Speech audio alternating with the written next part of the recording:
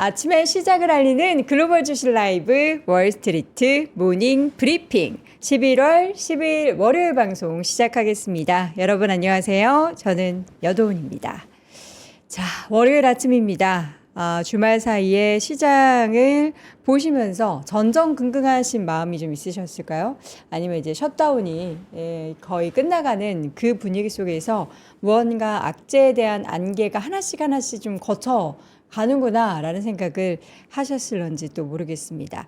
자, 주말 사이 시장은 장중에 좀 큰 출렁임이 있기는 했지만 막판 들어서면서 낙폭을 꽤 많이 줄여갔고요. 그 가장 큰 원인 중에 하나가 셧다운에 대한 종료 기대감이 있었고, 그래서 지수가 다우 같은 경우에는 상승, 그리고 S&P 500도 강보합권 마감을 했고요. 나스닥만 아무래도 지금 M7 종목들이 조금 아직까지는 쉬어가는 모습들이 보였기 때문에 소폭 하락을 했습니다. 엔비디아 상승 전환, 그리고 아마존, 메타도 상승. 그런데 섹터를 보면은 11개 섹터 중에서 9개 섹터가 올랐어요. 그러니까 커뮤니케이션이나 이런 IT 테크 쪽만 좀 하락을 했고, 다른 쪽은 또 분위기가 괜찮았다라는 겁니다. 자, 11월 둘째 주입니다. 과연 이번 주에 시장의 방향은 어떤 이슈가 가리게 될까요? 일단 셧다운이 종료되고 다양한 지표들이 발표가 되는 게 과연 이번 주가 될지, 또 시장에는 계속해서 실적 발표 시즌 남아 있는데 관련한 부분들 정리해 보도록 하죠. 자, 먼저 오늘 월가 뉴스레터 글로벌 시황맨 박명성님과 함께 하도록 하겠고요. 또 매주 월요일마다 저희가 이재만 실장 모시고 시장에 한 주 동안의 전략 짜보잖아요. 이번 주에는 무엇이 키포인트가 될지 오늘 글로벌 인터뷰 시간을 통해서 하나증권 리서치센터 이재만 실장과 함께 시장 이야기 나눠보겠습니다. 자, 먼저 글로벌 시황맨 박명성님 함께합니다. 어서 오세요. 네, 안녕하세요. 네, 반갑습니다. 반갑습니다. 오늘 우리가 다 같이 운동 가야 될 것 같죠? 그러게요, 아침부터. 이게 되게 탄력이 없는 줄 알았는데 또 이렇게 하면 또 탄력이 있네요. 비닐 같아요. 스트레치가 좀 있고, 네. 요거는 저희가 이제 운동하시는 여러분들을 위해서 아침에 또 이렇게 추워도 러닝 하시는 분도 있잖아요. 요거 딱 입으면 바람막이 느낌 나고 괜찮을 그러네요. 것 같은데 잠시 후에 저희가 자세하게 핫띠에 소개를 해드리도록 하겠습니다. 네. 자, 먼저 오늘 주말 사이에 있었던 시장은 분위기가 어떻게 지금 좀 이제 괜찮아지는 거예요? 단기 하락이 끝난 거예요? 몰라요. 왜 몰라요? 그랬으면 좋겠어요. 네, 근데 뭐 네. 아직까지 확신할 수는 없고, 근데 어쨌든 그 셧다운이라는 게 완화됐다라고 해서, 분위기가 완화됐다라고 해서 장이 올라온 거잖아요. 이게 사실 뭐 혼조로 마감하기는 했지만 저는 이 정도면 거의 올랐다고 보거든요. 왜냐하면 장 초반에 엄청나게 또 매도세가 좀 출회가 됐었는데 그걸 다 많이 끌어올리면서 마감을 했기 때문에. 네.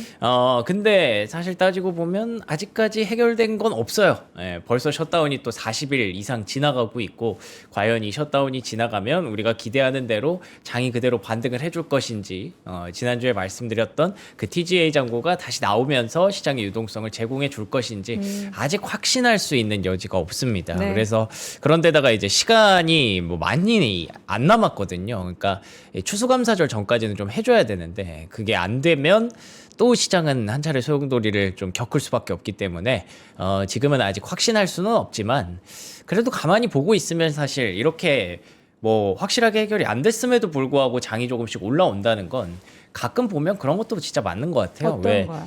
기술적 분석 같은 것들을 하면서 뭐 여기서는 어느 정도 지지를 받고, 그 다음에 여기서는 이제 반등을 해주고, 여기서는 또 사실 뭐 큰 이유 없이 조정이 나오기도 하고 막 네. 이럴 때가 있잖아요. 주식이라는 게. 그것도 저는 어느 정도 맞는 것 같아서 지금은 또 다시 조정을 받을 때였나, 그리고 또 다시 그냥 반등을 할 때가 슬슬 되고 있나, 뭐 이런 생각이 들어서 네. 아직 뭐 이것 때문에 반등합니다, 뭐 이것 때문에 빠집니다, 이럴 수는 없는 상황이고, 지금 계속 좀 예민한 환경이 지속되고 있다고 일단은 봐야 될 것 같습니다. 예민한 환경의 지속. 그러니까 지금 어제 주말 사이 이제 방 막판에 계속 이제 끌어올리는 그 시장 보면서 이제 하락 끝났네라고 우리가 안심하기에는 약간 이르다. 그쵸. 예. 아직까지는 무언가 변동성이 조금이라도 나오면 위든 아래든 좀 예민하게 움직일 수밖에 없는 그런 상황이다라는 네. 겁니다. 자, 그래서 지수 한번 정리해 볼까요? 좋습니다. 일단 3대 지수가 혼조로 마감했는데 이 정도면 사실 오른 거죠. 저는 상승이라고 치고 싶습니다. 물론 나스닥이 0.2% 하락하긴 했습니다만 이 정도의 하락폭 축소, 낙폭 축소면 뭐 오랜만에 그래도 조금 한숨 돌리는 그런 하루가 되었다라고 보고 싶고요. 전반적으로 초록색이 많이 올라온 가운데 뭐 브로드컴, 구글, 테슬라, 오라클 이런 종목들이 여전히 부진하기는 했습니다만 저는 개인적으로 이 팔란티어의 반등이 좀 긍정적이라고 생각을 합니다. 팔란티어가 5거래일 만에 모처럼 반등하는 모습을 보였거든요. 사실 팔란티어랑 저는 테슬라가 지금 장에 굉장히 중요한 특성들을 갖고 있다고 보는데 두 개 기업이 밸류에이션도 높고 언제든 조정받을 수도 있고 그치만 또 팬심도 있고 시장에 대해서 기대감도 높고 그렇기 때문에 밸류에이션을 무시하고 주가가 계속 올라온 그런 종목들이잖아요. 그래서 이 종목들이 좀 조정을 받으면 시장이 지금 조정받을 시즌이 왔구나라는 생각을 좀 하고요. 반대로 이렇게 조금씩 중심을 잡을 때마다 그래도 다시 한번 기회를 좀 엿볼 수 있겠구나 아니면 뭐 유동성이 다시 공급이 되는구나라는 생각을 하거든요. 그래서 어쨌든 팔란티어의 반등이 좀 반가웠다라고 생각을 해서 이게 좀 좋은 시그널이 돼서 다시 한번 시장을 일으키는 힘이 됐으면 좋겠습니다. 네. 금리 같은 경우에는 지난 금요일에 지표가 발표가 됐는데요. 미시건대 미시건대 이제 소비자 신뢰지수, 그 부분이 좀 안 좋았기 때문에 다시 한번 쭉 내려오는 그런 모습을 보였고요. 달러 역시 하락하는 모습을 보였는데 지금은 사실 우리가 3조 호황 얘기를 가끔 하지 않습니까? 네. 그래서 그 3조 호황으로 인해서 저금리, 저달러, 저유가가 나와야 되는데 이 금리와 달러가 내려왔다는 것 자체만으로도 그래도 조금 한숨을 돌릴 수 있는 반가운 조정이었다라고 생각을 하고요. 금은 4천선에 복귀를 했습니다. 4,009달러까지 올라왔습니다만 뭐 지금은 또 이렇다 할 그런 움직임이 나오는 건 아니라서 가만히 보고 있으면 이게 또 S&P 500 지수랑 약간 닮아 있는 것 같기도 하고요. 쭉 올랐다가 한 차례 좀 조정을 받았다가 기간 조정을 좀 이어가는 그런 모습들이 나와서 일단은 뭐 그 흐름을 또 비슷하게 따라가나 생각도 좀 들더라고요. 국제유가가 어쩌면 3조 호황의 핵심일 수도 있을 것 같습니다. 우리가 이렇게 시장이 변동성을 겪고 뭐 금리도 좀 올라가고 달러도 올라가는 구간이었지만 그래도 유가가 계속 이렇게 어떻게 보면 이게 채널을 만들어 봐도 서서히 되게 이렇게 고점을 낮추는 그런 구간이잖아요. 그렇기 때문에 저유가가 계속 유지가 된다면 그래도 우리가 좀 믿고 따라갈 만한 그런 하나는 좀 있지 않나, 동아줄 하나는 되지 않나라는 생각을 합니다. 네. 자, 이슈 보도록 하죠. 그래서 셧다운 언제 종료되는 거예요? 거의 뭐 다 사인된 것 같은데. 아닙니다. 아직 멀었어요. 사인도 안 됐고요. 그래요? 일단 뭐 거부했습니다. 공화당이 거부했고요. 민주당이 어떻게 보면 뉴 오퍼라고 해서 뭔가를 좀 갖다 줬는데 공화당 싫다라고 해서 거절을 했습니다. 아니, 지금 몇 시간 전에만 해도 뭐 거의 다 된 것처럼 얘기를 하더니 그래요? 아직까지 안 된 거예요? 전혀 안 됐습니다. 지난 금요일에도 이게 여기 보시면은 이게 40일이 지나가고 있는 게 이게 오늘 아침에 제가 캡처를 한 건데 40일이라는 거는 진짜 조금 좀 그렇죠. 그러니까 사실 어떤 기업이 뭐 나라도 아니에요. 어떤 기업이라도 문을 40일째 닫고 있다고 하면 이건 솔직히 신뢰도에 많이 금이 가는 이슈인데 그렇죠. 이게 지금 미국 정부가 이제 40일 넘게 이렇게 문 닫혀 있다는 거는 굉장히 좀 불편한 상황인 건 맞습니다. 그런데다가 공화당이 민주당의 제안을 받지 않았다. 뭐 각자의 사정은 있겠죠. 뭐 민주당도 그렇고 공화당도 사정은 있겠죠. 근데 그렇지만 약간 민주당 일부가 협조를 하고 그러니까 살짝 지금 조금씩 좀 얽힌 실타래를 풀어가는 그런 느낌이긴 해요. 네, 그렇게 그래서 사실 지난 금요일에 올랐던 거는 그냥 그거예요. 대화를 시작했다라는 점에서 올라간 거예요. 그냥 시작한 거 가지고서 저렇게 올랐다고요? 그러면 네. 셧다운 종료되면 어떻게 되는 거예요? 그래서 제가 이게 변동성이 끝났다라고 볼 수가 없다라는 그쵸, 거죠. 그쵸. 네, 그래서 이게 지금 뭐 셧다운이 확실히 좀 많이 완화가 돼서 분위기가 많이 완화가 돼서 올라온 거였으면은 네네. 그래서 제가 좀 기분 좋게 말씀을 드렸을 텐데 이게 그런 게 아니라서 아직까지는 그냥 좀 어느 정도 지지선을 지켰나 뭐 그 정도의 생각으로 말씀을 드렸고요. 네. 그래서 이거 피해액을 보시면 피해액이라든지 그다음에 이게 이 실업자들의 어떤 그 요구잖아요. 클레임들이 갑자기 막 1200% 늘어나고 그리고 무디스 기준으로는 이 셧다운으로 인해서 일주일 동안에 매주 누적되는 그 미국의 GDP 피해가 300억 달러까지 늘어났다라는 분석들이 나오고 있습니다. 네. 이게 뭐 이번 주에도 만약에 안 되면 또 300억 달러 피해를 보는 거고 계속 피해를 받고 있는 그런 상황입니다. 참 이런 거 보고 있으면 참 뭐 저희가 이제 미국 국민도 아닌 입장에서 참 답답하죠. 그쵸. 도대체 그게 뭐가 그렇게 중요하다고 지금 두 정당이 이렇게까지 대립을 하고 있는 건지 참 안타깝습니다. 네. 그래서 주말에도 계속 뭐 얘기가 좀 나오고는 있었는데 어쨌든 결렬이 됐고요. 근데 이제 많은 사람들의 어떤 트윗이라든지 이런 것들을 통해서 보면 일단은 뭐 정부가 다시 문을 열 때까지 상원을 계속 운영할 것이다 라는 얘기가 나오지 않습니까? 이 사람 언론인이고 리더 존 툰 이 사람이 그 공화당의 이제 상원 원내대표거든요. 예, 그래서 계속 운영할 것이다라는 거는 뭐 다음 주에 재향군인의 날로 휴회할 예정. 왜 쉬는지 모르겠어요, 지금. 뭐 계속 문 닫아 놓고 뭘 자꾸 계속 쉬는지 모르겠는데 어쨌든 이런 거를 안 하고 일단은 좀 이번 주 안에는 좀 해결을 해보자라는 얘기들을 계속 하고 있는 것 같아서 뒤늦었지만 그래도 어쨌든 조금씩 긍정적인 부분들을 좀 시장이 보고 있는 것 같습니다. 그런데다가 트럼프 대통령도 열심히 챙기고 있습니다. 이것 때문에 지금 선거를 졌다. 공화당이 제발 쉬운 일입니다. 똑똑한 정당이 되세요. 어리석은 정당이 되지 마세요. 필리버스터를 종식시켜야 합니다. 라고 공화당 쪽에 계속 압박을 넣고 있기 때문에 그러니까 이제 또 공화당이 뭐 거부는 하고 그러지만 조금씩 움직이지 않을까 시장에서 기대를 하는 거고요. 그래도 뭐 셧다운을 사실 우리가 지금에야 조금 장기화되면서 스트레스를 좀 겪고 있지만 사실 35일까지 오는 동안은 시장에 큰 문제가 되지 않았었거든요. 뭐 이제 와서 이렇게 문제를 삼나라고 얘기할 수도 있는 부분이고 그리고 여기 항공주들이 지금 항공사들이 타격을 가장 크게 받고 있지 않습니까? 뭐 지금 당장 10%의 항공편이 줄어버렸고 앞으로 이게 지속되면 30%까지 더 줄일 수 있다라는 얘기들이 계속 미국 항공청을 통해서 나오고 있거든요. 네. 근데 이상하게도 사우스웨스트 항공, jet블루 항공처럼 저가형 항공사들의 주가는 올라갔습니다. 왜 그렇죠? 뭐 항공편이 줄어서 뭐 항공 가격을 좀 더 비싸게 받거나 뭐 그럴 수도 있겠죠. 그리고 저유가 때문에 계속 주가가 빠져 있었기 때문에 이게 또 트리거가 된 것 같기도 한데 다시 말하면 어쨌든 아직까지는 그렇게 치명적인 타격이 되지는 않는다라고 볼 수도 있는 것 같아요. 그래서 이게 좀 잘 정리가 되면 저는 시장은 반등할 가능성이 상당히 높다라고 정리를 하게 되고요. 추수감사절 즈음 되면은 이제 미국 사람들도 여행도 가고 연휴지 않습니까? 네. 저 계속 지금 줄다리기 하고 있는 공화당 의원이나 민주당 의원들도 휴가는 또 가고 싶을 거란 말이죠.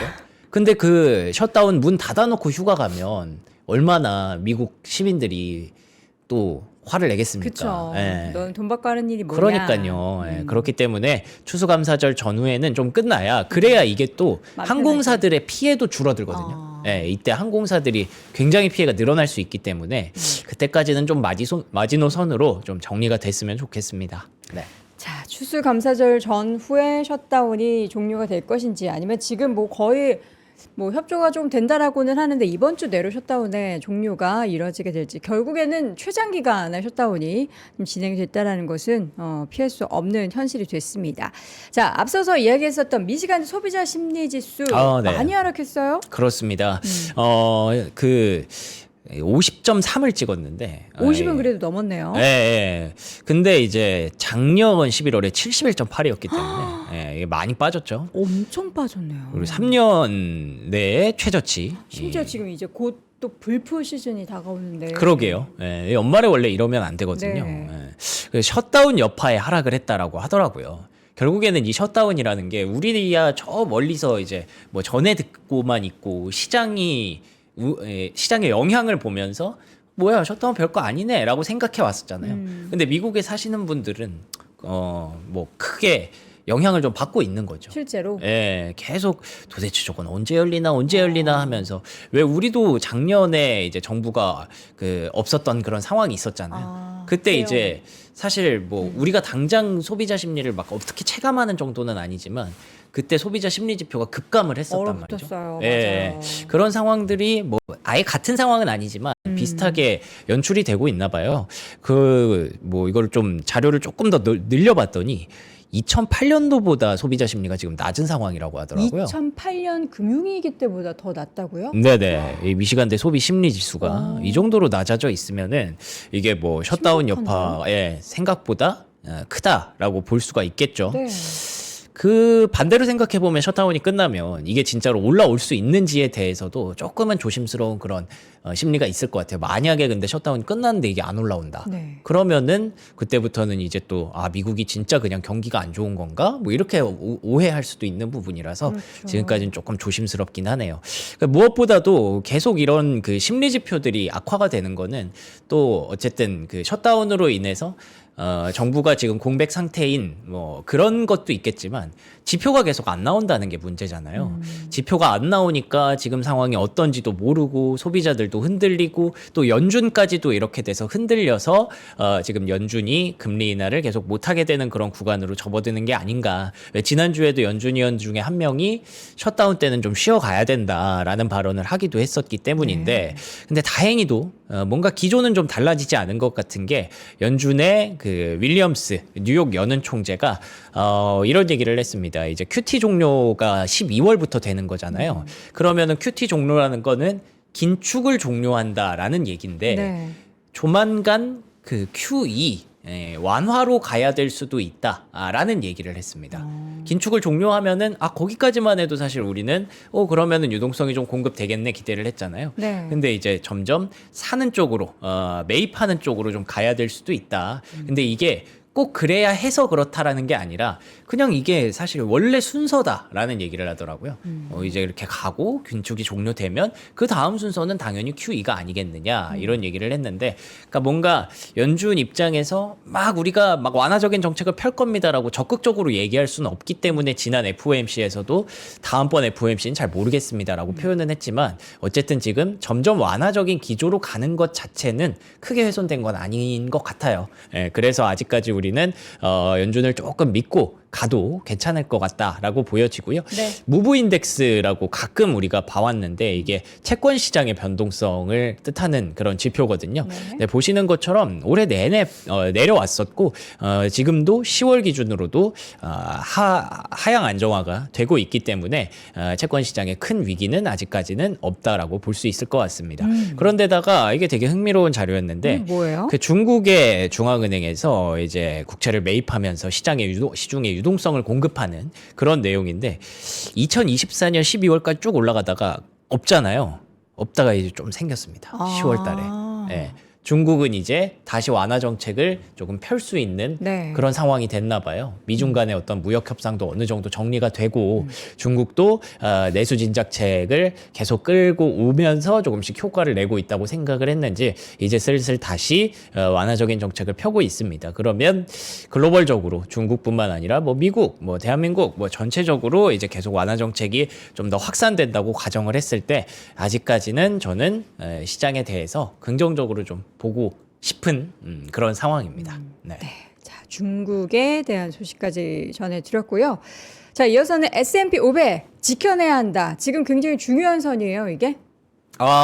그런가 봐요. S&P 500 지수가 지금 중요한 그런 21일 이동평균선 이런 것들을 지금 지켜내는 그런 구간이라고 하더라고요. 근데 이게 저는 항상 좀 그 이동평균선을 보는 의견들은 좀 주관적인 것 같아서 20일 보시는 분도 있고 50일 보시는 분도 있고 60일 보시는 분도 있고 그래서 지금까지는 일단 그 선을 계속 지켜내려는 움직임이 나오고 있다. 갑자기 좀 밑으로 내려오기는 했습니다만 근데 다시 이제 좀 거기를 지켜내려고 한다는 점에서 이걸 되게 중요하게 보는 그런 블룸버그의 자료더라고요.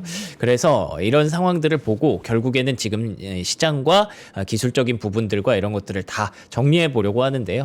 앞서 지금 소비자들의 심리 지수는 많이 빠졌지만 기업들은 지금 그 네거티브하게 보는 그런 의견들이 굉장히 지금 바닥까지 떨어져 있습니다. 기업들의 입장에서는 지금 시장 상황을 굉장히 좋게 본다는 뜻이겠죠. 최근에 좀 올라갔던 건 이건 4월에 그 관세로 인해서 이렇게 급등을 했던 부정적인 의견들이 급등을 했던 거고 네. 그게 지금 다시 바닥까지 떨어져 있다는 건 관세도 해결되고 많은 부분들이 기업들에게 유리하게 돌아가고 있다. 감세 정책도 들어오고 그렇게 보고 있다는 거고 결정적으로 저는 그것도 있다고 봐요. AI라는 게 소비자들에게는 부담이 될 수 있죠. 왜냐하면 실업률이 자꾸 높아지니까. 근데 기업들에게는 어떻게 보면 비용을 줄일 수 있는 기회가 되는 거잖아요. 그렇기 때문에 기업들에게는 지금의 시장이 굉장히 좀 긍정적인 판으로 해석을 하고 있는 겁니다. 근데 우리는 소비자들에게 투자하는 게 아니라 결국에는 기업들에게 투자하는 거잖아요. 그렇기 때문에 지금 그 AI로 인해서 비용을 계속 줄일 수 있는 그런 기업들에 투자하는 방향성은 저는 아직 틀리지 않았다고 보고 있고요. 네. 이게 뭐냐면 기관이 위험 선호 심리를 높이는, 그러니까 펀드 비중을 늘리는 그런 부분들인데, 요 빨강색이 그거거든요. 근데 이 파란색은 S&P 500 지수입니다. S&P 500 지수가 여기까지 올라오는 동안 기관이 생각보다 좀 소극적으로 대응을 하면서 이게 많이 이게 벌어졌어요. 여기 보시면 원래 기본적으로 비슷하게 이렇게 추종을 하지 않습니까? 네. 좀 빨리 움직여서 이 하락을 먼저 대비하고, 근데 이 상승을 그대로 먹지 못한 거예요, 기관 투자자들이. 그래서 최근에 포모가 많이 왔다 그랬잖아요. 그래서 시장이 좀 빠지는 것 같기도 해요. 시장을 조금 내려앉히기 위한 그런 발언들이 쪽에 나오는 그런, 건가? 네. 그래서 이게 시장을 뭐 해석하기가 좀 여러 가지로 엇갈리는 거죠. 근데 어쨌든 지금 최근에 조정을 받는 구간에서도 다시 좀 늘렸던 그런 모습들이 있었기 때문에 기관들의 위험 선호 심리도 높아지고 있다는 거. 그리고 이거 좀 흥미로운 자료였는데, 과연 월요일에 어떻게 갭상승을 할까? 이저 불마켓이라는 의견이 여전히 개인 투자자들의 긍정적인 의견도 좀 살아있다. 라고 보시면 좋을 것 같습니다. 근데 뭐 불마켓이라는 거 말고 지금 다 11%도 네. 사라는 거잖아요. 그러니까 이게 좀 해석에 따라서 좀 엇갈릴 수는 있겠더라고요. 근데 이게 뭐 너 사봐 이런 걸 수도 있다는 얘기도 있던데요. 사봐. 네. 한번 사봐. 한번 사봐. 이거예요? 괜찮겠어? 사봐 이럴 수도 있다고. 두려움에 그래서. 공포를 매수할 수 있겠냐. 이거는 좀 미국 현지에 계신 분이 좀 해석을 잘 이거 해주시면 어떻게 좋을 것 Dare 같네요. you to buy today? 이거 뭐라고 어떤 하가 앞에 붙었어요. 그러니까요. Dare you to buy today. 이거 어떻게 해석해야 돼요, 여러분? 어떤 뉘앙스인 거예요? 네, 그러게요. 어쨌든 그래서 지금 뭐 긍정적으로 보는 사람들도 일단 많기는 하잖아요. 네. 네, 그런데다가 스테이트 스트레이트라는 기관에서는 지금 AI 트레이드에 대해서 아직까지 역행할 때는 아니다. 너무 이르다라는 얘기를 하고 있습니다. 그러면서 그 근거들을 일단 기본적으로 개인 투자자들이 올해 개인 투자자들뿐만 아니라 전체적인 투자자들이 올해 AI 랠리에서 아직까지는 손을 떼고 싶어하지 않는다라는 부분들, 아직까지는 AI에 대한 기대감이 높다라는 부분들이고요. AI 트렌드에 대한 둔화 신호가 나타나기 전까지는 성장주가 우세할 것이다. 이게 뭐 트렌드가 꺾인 건 아니잖아요. 지난주에 계속 조정받는 과정에서도 뭐 반도체라든가 메모리 반도체 관련주들은 계속 올라왔거든요. 그쵸. 그렇기 때문에 여전히 성장주가 좀 우세할 것이다. 아직까지 가치주 트레이딩을 할 때는 아니다라고 얘기를 하고 있고요. 네. 굳이 한 가지의 또 변수가 있다면 헬스케어 종목들이 10월부터 호조를 보이고 있는데 방어주 쪽으로 과연 확산되는지 여부를 확인할 필요가 있다라고 얘기를 해서, 근데 사실 헬스케어도 저는 막 그렇게 좋은지는 모르겠어요. 뭐 예를 들면 노보노디스크 같은 종목은 계속 빠지고 있거든요. 그렇기 때문에 과연 방어주들로 얼마나 더 확산이 되는지 한 번씩 확인을 해보자 라는 점을 변수로 뒀고요. 네. 그리고 이쪽에 키 어드바이저스 웰스 매니지먼트라는 곳에 뭐 코파운더라고 하시네요. 이분은 AI 수혜주를 일단 지금 저가 매수하는 게 맞다고 생각한다라고 CNBC에서 인터뷰를 했는데 대표적인 종목을 3개를 꼽았어요. 테슬라, 팔란티어, 그리고 엔비디아. 엔비디아는 뭐 그럴 수 있다 치는데 테슬라는 이제 그냥 AI 종목으로 보더라고요. 이분의 의견에서는 전기차 종목 아니고 그쵸. AI 종목이다라고 얘기를 하고 있고, 팔란티어 역시 이런 불마켓에서는 더 갈 룸이 남아 있다. 근데 계속 그런 건 얘기를 해요. 지금은 굉장히 예민한 구간이기 때문에 조정폭이 크게 나올 수도 있어서 그럴 때는 바로 도망갈 준비를 하기는 해야 된다. 네. 그렇지만 아직까지 그런 시그널은 나오지 않고 있기 때문에 긍정적으로 보고 있다라는 얘기였고요. 그리고 지난주 금요일에 시장이 장 초반에 급락을 할 때 익스트림 피어 14까지 내려갔더라고요. 이게 물론 한 자릿수까지 내려갈 때도 있거든요. 뭐 예를 들면 이제 관세 폭격으로 인해서 네. 막 급락을 할 때, 근데 지금 14 정도까지 내려왔다라고 본다면 역사적으로 항상 이렇게까지 내려왔을 때는 매수가 조금 더 유리한 그런 구간이 됐던 것 같아서 그런 것들을 한 번씩 돌이켜 보시면 좋을 것 같습니다. 네. 자, 지금 상황에서 과연 시장을 우리가 볼 때 무엇을 봐야 하는지를 여러 가지 쭉 한번 여러분께 나열을 해 드렸습니다. 아까 그 뭐죠? 이 어닝스 위스퍼스에서 네. 나온 Dare You to Buy Today, 그러니까 네가 한번 사볼 테면 사봐 이런 느낌인데. 그게 맞나 보네요. 근데 약간 시장에서 그렇게 얘기를 해도 우리 투자자분들은 그래. 우린 살 수 있어요. 네. 이런 심리가 많으니까. 아직까진 자신감이 그러니까 있는 거죠. 하도 시장에서 이제 공포를 조장을 해도 우리는 자신감이 있는 그런 상황이니까 여러분들이 잘 여러분의 심리에 맞게 좀 해석을 해보셨으면 좋겠고, 특징적인 종목들 세멀트먼이 휩쓸고 간 자리. 그러니까 네. 괜히 그거 길게 말해가지고. 그러니까요. 지난주에 한번 안 그래도 불안한 심리를 세멀트먼이 굉장히 긴 장문의 트윗을 통해서 시장의 불안감을 좀 많이 가중시켰었죠. 뭐 그럴만해요. 그러니까 일단 뭐 세멀트먼만의 잘못이라고는 할 수 없는 게 보시는 것처럼 이제 빚이 점점 더 늘어나고 있긴 하거든요. 데이터 센터 경쟁이 워낙에 확산되면서 2025년 기준으로 이렇게 급격하게 부채가 늘어나고 있는 거는 뭐 충분히 우려할 수 있는 그런 요인입니다. 그래서 세멀트먼이 어떤 얘기를 했냐면 약간 뭐 그걸 수습했다기보다는 뭐 그게 안 되면 반도체 세액 공제만이라도 좀 어떻게 좀 늘려달라라는 얘기를 하기는 했습니다. 요거를 뭐 어떻게 뭐 해석에 따라서 다를 수는 있지만 그래도 한 발 조금 물러났다는 점에서 시장에서는 그래 뭐 그래도 어쨌든 열심히 하시잖아 정도로 일단 급락을 조금 방어해주는 그런 모습이 나타나기도 했었고요. 이렇게 해서 어쨌든 AI에 대해서 뭐 크게 막 세멀트먼이 한마디 했다고 길게 했다고 AI에 대한 믿음이 아직까지는 꺾이지는 않는 것 같아요. 예를 들면 이제 메타 플랫폼스 뭐 주가가 이렇게 빠지고 있는데도 불구하고 계속 추가 투자 6천억 달러의 데이터 센터 추가 투자를 얘기를 하고 있는 구간이고, 주말에 나왔던 얘기인데 엔비디아는 주문이 너무 많다. TSMC한테 3나노 칩 50%더 생산 늘려라 라고 얘기를 합니다. 이게 뭐 결국에는 TSMC한테 칩 이렇게 증산하고 있다는 건 그만큼 데이터 센터에 대한 수요가 높다는 거고, 저는 여전히 그렇게 생각을 해요. 이 메타의 CEO나 뭐 마이크로소프트의 CEO나 이런 사람들이 최소한 저보다는 똑똑할 텐데 이렇게까지 뭐 B2라는 얘기를 들으면서도 이렇게까지 경쟁을 하는 건 지금 질 수 없다라는 것에 대한 살아남기 위해서 어떻게 보면은 되게 피를 흘리면서도 계속 걸어가는 느낌도 있어요.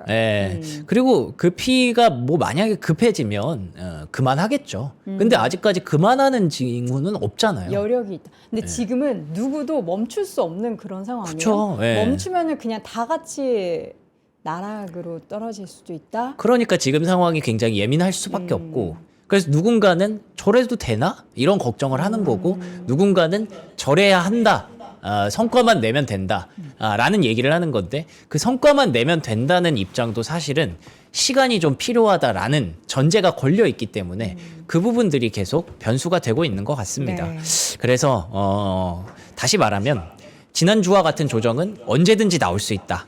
그렇지만 이런 팩트들을 우리가 계속 보면서 따라가야 된다라는 입장이고요. 네. 엔비디아 주가는 보면은 뭐 아직까지 그 블랙웰 얘기는 결국에는 아직까지는 좀 잘 안 되나 봐요. 근데 엔비디아 실적 발표가 당장 다음 주로 예정이 되어 있는데 이 블랙웰 또 빼고 중국 매출 또 빼고 얘기하면 그러면 또 그 결국에는 실적이 막 시장 컨센서스에 막 만족할 만큼 나오지는 않을 수 있거든요. 그래서 조금 조심스러운 그런 구간이고요. 이에 반해서 샌디스크 또 진짜 역사를 쓰고 있습니다. 정말. 이 얘기를 이 차트를 보면서 놀랐던 게 한 달 전부터 계속 놀랐었던 것 같은데 또 15% 폭등을 했습니다. 실적이 좋았고요. 이 메모리 반도체 주가는 도대체 어디까지 올라가는 건지 모르겠어요. 진짜 대단하죠. 그렇기 때문에 AI가 반도체 종목들에 미치는 영향은 지금 주가뿐만이 아니라 실적으로 영향을 미치고 있다라는 점을 기억해 주시면 좋을 것 같습니다. 네. 자, 그리고 이제 테슬라 얘기 간단히 한번 해봐야 될 것 같은데. 저거 재신임을 재산임을 의미로 해석했어요. 재산임? 그게 무슨 뜻이죠? 테슬라가 머스크의 재산이다. 아닙니다. 재신임이라는 뜻이고요. 제 신임을 저는 약간 이제 테슬라의 그 지분을 더 많이 갖게 된 머스크의 그 앞으로의 그 모습을 두고 재산이라고 또 잘못 해석했네요. 아닙니다. 75%의 그 동의를 받으면서 75%의 지지. 네. 왜 걱정을 했나 싶어요. 이게 된다 안 된다를 두고. 그러니까 전날에 그 노르웨이 국부펀드 예, 맞습니다. 그쪽에서 약간 또 반대표로 들었다고 해서 혹시라도 했잖아요. 네, 그렇죠. 근데 큰 영향은 없었고요. 네. 그 재신임의 의미에 대해서 뭐 아까도 잠깐 말씀드렸지만 테슬라는 더 이상 단순한 자동차 회사가 아니다라는 점을 투자자들이 받아들였다라는 뜻이라고 얘기를 하더라고요. 이래서 이제 뭐 머스크 CEO가 1조 달러를 그냥 다 받는 것도 아니에요. 계속 조금씩 퀘스트를 깨야 됩니다. 2천만 대의 차량을 인도를 시켜야 되고 1,000만 대의 FSD 자율주행 구독자를 만들어야 되고 100만 로봇을 배송을 해야 되고 아직까지 이거 달성하려면 정말 열심히 해야 돼요. 그리고 진짜 될 수 있을지도 모르겠고요. 근데 어쨌든 일론은 지금까지 이런 우려들을 깨고 해왔기 때문에 네. 그런 것들을 우리가 좀 기대를 하는 거죠. 그래서 그 구체적인 이유 내용들 중에 하나가 AI 칩과 관련된 얘기였는데 요거를 삼성전자한테 맡긴다 뭐 그런 얘기가 있지 않습니까? 근데 인텔한테도 맡겨볼 생각이고 인텔이랑은 대규모 칩 공장을 애초에 같이 협력해서 지을 수도 있다라는 얘기도 합니다. 예. 근데 이게 뭐 확정된 건 아니지만 뭐 그럴 수도 있어라고 머스크가 얘기를 했거든요. 그래서 인텔의 주가가 좀 움직이기도 했었고, 근데 만약에 이게 사실이면 뭐 인텔한테도 좋고 일론 머스크한테도 이 AI 시장으로 나아가는 것에 대해서 자신감을 또 한번 보여준 그렇죠. 거니까 시장은 또 긍정적으로 반응할 수 있지 않을까 싶습니다. 네. 그리고 또 FSD를 어떻게 늘릴까에 대해서는 내년에 중국의 출시가 허가가 나올 수도 있다라는 얘기가 나왔거든요. 네. 만약에 중국의 FSD가 풀리면 그러면 이건 또 어마어마한 시장이 열리는 거기 때문에 테슬라가 AI 종목으로 거듭나는 과정에서 이거는 진짜 엄청난 데이터를 얻을 수 있는 거거든요. 물론 그 안에서 얼마나 팔릴지에 대해서는 변수가 되겠지만 그렇기 때문에 시장의 기대치는 또 다시 한번 높아질 수도 있지 않을까 기대를 한번 해보고요. 네. 그리고 최근에 이제 비트코인 가격이 좀 많이 빠지지 않았습니까? 시장만큼이나 주식시장만큼이나 많이 빠졌는데 보니까 1년 전 가격이라고 하더라고요. 비트코인이. 오, 그러면은 또 안 사셨던 분들 혹은 비중을 늘리고 싶으셨던 분들에게는 기회가 될 수도 기회인데 있죠. 예. 갖고 계신 분들은 그쵸. 굉장히 답답한 그러네요. 그런 날들이 지속되고 있는 거죠. 그래서 지금부터는 좀 챙겨줘야 되는 그런 모습도 좀 필요한데 보니까 뭐 고래들이 많이 팔았다 그런 얘기들이 좀 나오고 있고, 그리고 또 이제 과도한 레버리지가 쓰이다 보니까 그 베팅의 결과로 변동성이 점점 커지고 있다라고 하더라고요. 만약에 이게 진짜 고점이면 제가 이때 안 그래도 찾아봤는데 네. 이때를 고점으로 비트코인 가격이 쭉 침체하기는 했었더라고요.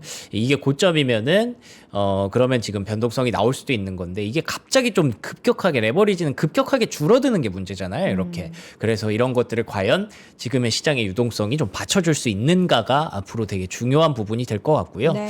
그래도 이제 마이런 이사 이 사람이 임기도 짧고 어쨌든 트럼프 대통령의 어떤 표적으로 이제 등판한 그런 사람이기는 합니다만 표적이 아니 그러니까 지원군으로 들어간 사람이기는 합니다만 그래도 스테이블 코인을 얘기하면서 연준의 중립금리는 더 낮아질 수 있다라는 얘기들을 계속 하고 있습니다. 그래서 우리가 잊고 있었던 스테이블 코인에 대한 어떤 정책들을 만약에 연준이라든지 정부라든지 좀 건드려 준다면 그래도 여기서 조금 긍정적인 희망을 좀 찾아볼까 싶기도 한데 어떤 이슈 플로우로는 지금 코인에 대해서 딱히 긍정적인 부분들을 찾기가 어렵더라고요. 그래서 지금은 어쨌든 기술적 반등에 좀 기대를 해야 되는 그런 상황이라고 보여지고요. 네. 이 외의 특징주들은 MP 머티리얼즈 실적이 나쁘지 않았습니다. 그러면서 이제 주가가 12.8% 그렇게 휘토를 챙긴다고 했는데 뭐 조금 미국이랑 중국이 화해했다고 이 정도까지 주가가 빠졌더라고요. 반토막이 났더라고요. 네.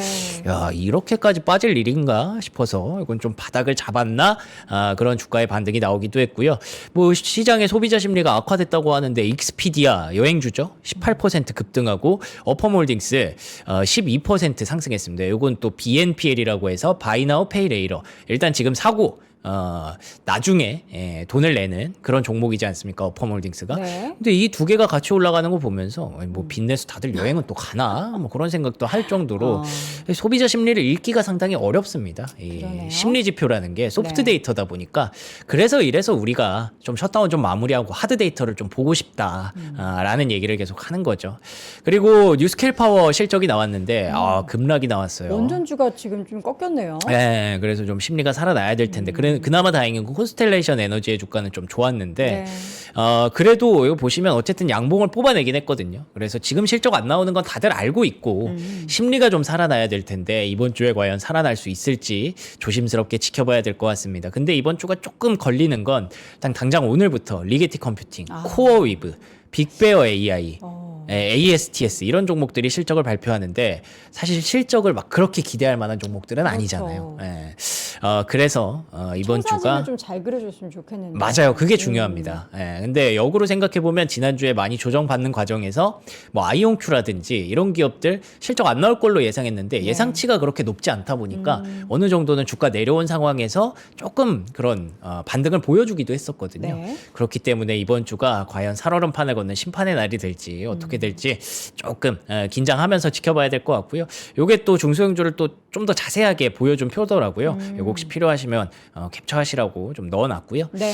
그리고 마지막으로는 뭐 삼성페이가 뭐 미국 진출을 한다 그런 얘기가 있어서 그게 좀 흥미로워서 그냥 한번 찾아보시라고 뉴스 찾아보시라고 하나 넣어놨습니다. 미국에서는 애플페이를 많이 쓰지만 이제 삼성페이가 저렇게 된다면 갤럭시의 판매량에도 증가에도 영향을 미칠 수 있겠죠. 자, 오늘은 이렇게 해서 미국 시장의 주말 사이에 정말 많은 소식들을 정리를 해봤고요. 이번 주에 여러분 목요일 날 뭐 하세요? 우리 수험생들은 그날이 수능 날입니다. 제가 한 이제 작년이라고 하면 너무 말도 안 된다. 10년 전에 수능 봤던 기억이 나는데요. 예. 수능 그냥 한번 봤어요. 예, 여러분. 몇 년 전에 수능 봤는지도 잘 기억이 안 나는 그때 그 시절 여러분들의 뭐 자녀 혹은 조카들이 이제 수능을 준비하는 그 시즌이 돌아왔습니다. 그래서 저희가 오늘은 삼프로딜에서는 2가지 준비했는데 이게 다 수험생한테 필요하지 않을까 싶어요. 근데 사실 저도 수능 공부하면서 살이 진짜 많이 쪘거든요. 그래서 끝나자마자 정말 다이어트를 열심히 했는데 그런 친구들을 위하여 퓨마 브랜드로 저 요새 친구들이 퓨마 운동화 진짜 많이 신고 다시 퓨마가 돌아왔습니다, 여러분. 유행은 돌고 도로 다시 퓨마가 왔는데 요거 긴팔티 제가 입고 있고 지금 우리 명성님도 입고 있는 이 제품인데요. 이게 약간 소재가 살짝 스트레치도 있으면서 바람막이 같은 그런 소재예요. 그래서 지금 시즌에 딱 막 운동하실 때 약간 땀복으로 입어도 좋을 만한 그런 소재인 것 같은데 요거를 그냥 한 장만 구성한 게 아니고요. 3+1 그러니까 긴팔 3장 색깔별로 고르실 수 있고 반팔 1장 더 드리는 그런 구성으로 블랙, 네이비 그리고 저렇게 저 여성분이 입고 있는 베이지 컬러도 같이 지금 구성이 되어 있고요. 반팔 티셔츠도 함께 구성으로 해서 핫딜 가격 47,800원. 그러니까 거의 한 장당 가격대가 다 10,000원대인 거예요. 10,000원대 초반. 부드럽고 신축성이 높은 원단. 그런데 이게 딱 입어보시면 아시겠지만 운동할 때 입기 굉장히 좋은 그런 제품이라서 운동복 혹은 데일리룩으로도 여러분 편하게 등산복으로도 활용을 하실 수 있는 제품이고 저는 M 사이즈 입었고요. 우리 명성님이 엑스라지 맞습니다. 105. 105 사이즈, 저는 네. 95 사이즈를 입었는데 딱 그냥 적당하게 저는 어깨가 뭐 딱 붙지는 않게 나는 완전 핏하게 입고 싶다 하시면 스몰 사이즈 입으시면 되겠습니다. 자, 요거 이제 입기 전에 운동하기 전에 일단 채워 넣어야 되잖아요. 그런 제품을 저희가 합격 기원 이번에 프리미엄 디저트 리만월이라는 브랜드의 찹쌀떡을 가지고 왔는데 요거 우리가 보통 찹쌀떡 생각하면은 딱 요 구성 보죠. 요거 딱 요렇게 보면은 하얀 찹쌀떡. 맞아요. 이렇게 나온 하얀 찹쌀떡 구성을 이게 다 많이 다르구나. 보잖아요. 그런데 저희가 삼프로딜에 소개해드리는 제품은 항상 뭔가 다릅니다. 그래서 저희가 3가지 구성인데요. 요 제품 2개, 2박스 드리고요. 그리고 다른 박스에는 카스테라, 티라미수, 오. 그리고 카스테라. 오, 그냥 맛있겠다. 보기만 해도 너무 뜯어 드셔보세요. 아, 이거 다 주시는 거예요? 드시라고요. 아, 진짜요? 뜯어놓은 거. 뜯어놓은 일단 거는 팥이에요, 팥. 먹어봐요. 우리가 경험을 해봐야지 여러분께 맛있는지 안 맛있는지 말씀드릴 수가 있잖아요. 이거 저는 아침 첫 끼에. 이거 뭐지? 티라미수 말고 카스테라.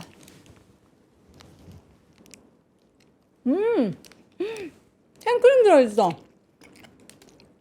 너무 맛있네. 여러분 이거 드시고 맛있게 드신 다음에 이 옷 입고 운동하면 돼요. 야, 혈당 스파이크가 팍! 아침부터 팍 치네요. 찹쌀떡도 통팥이 진짜 맛있다 이거. 맛있으니까. 아침에 이거 차나 커피에다가 이거 하나 먹으면 든든하네. 티라미수 좋아하시면 티라미수로. 요거 3박스 플러스 1박스 더. 그러니까 오리지널 통팥, 카스테라, 티라미수 하나 더 드리고요. 여기에다가 오리지널 통팥 하나 해가지고 4박스 구성이 39,800원. 그러니까 한 박스에 10,000원도 안 하는 거예요. 그러니까 가족들 다 같이 모여서 드실 수 있게 조카 집에 그냥 보내거나 아니면은 요거 사가지고 이렇게 구성으로 묶어서 친구들에게 이렇게 하나씩 이렇게 3개의 구성으로 이렇게 선물해줘도 되게 좋을 것 같아요. 이거 진짜 맛있다. 진짜 맛있다. 제 얘기 잘 안 들려요? 마이크에 가까이 대고 얘기할까요? 제 목소리 좀 작은가 봅니다. 여러분 빨리 서두르세요. 지금 목요일까지 선물을 하려면 오늘 지금 바로 주문하셔야 늦어도 모레 도착합니다. 얼른 주문하셔서 선물하셔도 되고, 우리 또 겨울 되면은 항상 찹쌀떡 요거 생각나잖아요. 이제 그런 분들이 많이 없기 때문에 지금 온라인에서 구매하셔서 맛있게 겨울을 나시기 바랍니다. 자, 지금까지 글로벌 시장맨 박명성님 함께했습니다. 고맙습니다. 고맙습니다. 여러분 안녕하세요. 위스턴 칼리지는 매 시즌 시대가 요구하는 핵심 키워드를 선정해 왔죠. 가장 첫 시즌에는 선택을, 그 다음 시즌에는 직관을, 그리고 이번 위스턴 칼리지 2026의 대주제는 사유, 싱킹입니다. 10초짜리 쇼폼에도 정말 집중하기가 어렵고요. 내 생각과 다른 의견은 매 초의 알고리즘을 통해서 걸러내고 있는지도 모르겠습니다. 이런 말들이 있잖아요. 생각하는 대로 살지 않으면 사는 대로 생각하게 된다. 1시간 또는 2시간 보다가 이거 내가 뭐 하고 있지? 라는 생각을 할 때 생각이 우리의 삶을 제어할 수 있는 것으로 나아가면서 자기의 삶을 생각이 이끌어갈 수 있게 하는 훈련도 해야 되고 또 방법도 찾아야 되는 것 같습니다. 마이클 샌델로부터 시작되는 이 여정, 11개 분야 17분의 연사들과 함께하게 될 위스덤 칼리지 2026. 여러분들의 인생의 새로운 전환점이 되기를 바라겠습니다. 영상 아래 링크를 통해 지금 등록하세요.